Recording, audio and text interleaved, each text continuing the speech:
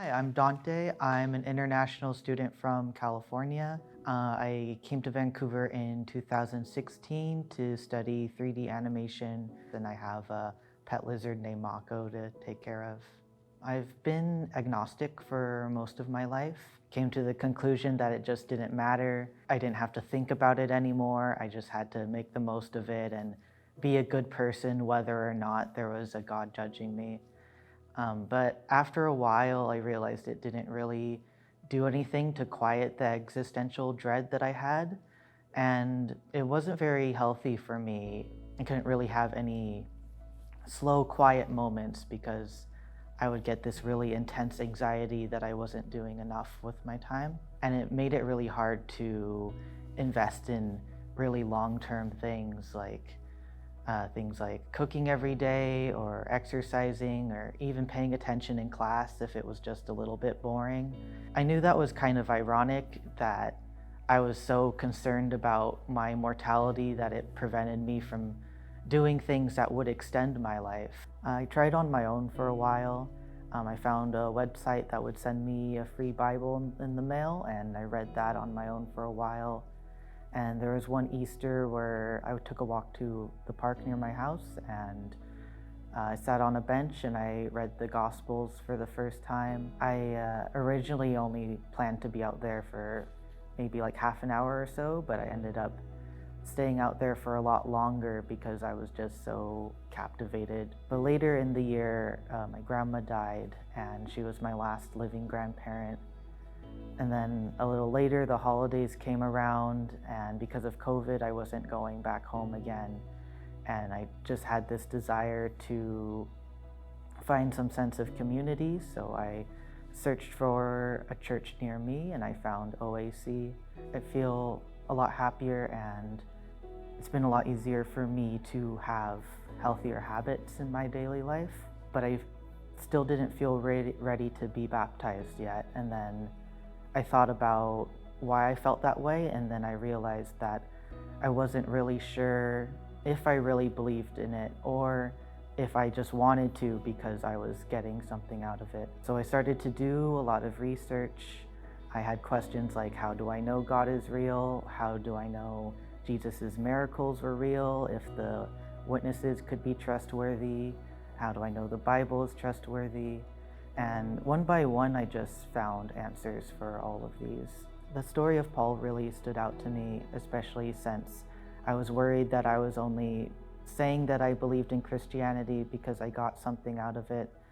Because for Paul, it was the opposite, and his life probably would have been a lot easier if he wasn't a believer. At the end of all my research, it felt kind of anticlimactic. I kept expecting something to just click eventually. I decided to go and pray, and I was planning on going to the park where I first read the Gospels, but this was already really late at night. I decided to walk to OAC instead. I leaned against one of the pieces of equipment in the Fit Park and just prayed for a really long time. And I think I prayed there longer than I've ever prayed before. And yeah, mostly just let things sink in. But I also came to realize that I have the tendency to feel like the more negative answer is the logical one. And not just about God, but also about myself or about what other people think of me. And it's not always the case that it's the more logical response. I do have to have some faith in people to an extent. It's not very productive to have this much anxiety about that. And similarly, I can't go back in time and see the creation of the universe, and I can't go get photographic evidence to prove that this isn't all some big hoax.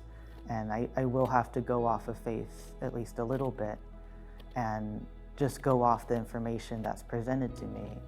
And based off the information that I have, I'm very confident in my belief in Jesus Christ.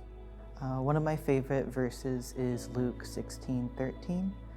It talks about how you can't serve both God and money.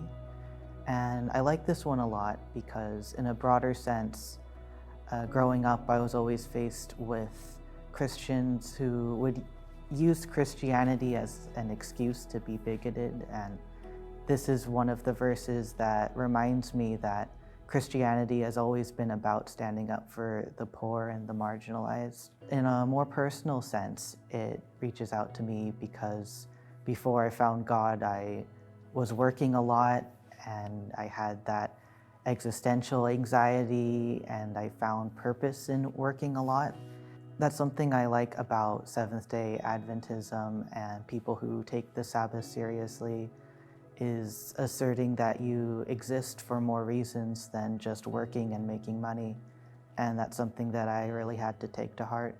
Baptism for me means that I'm ready to commit to my beliefs in Jesus. It means it's no longer a maybe. I can now confidently call myself a Christian.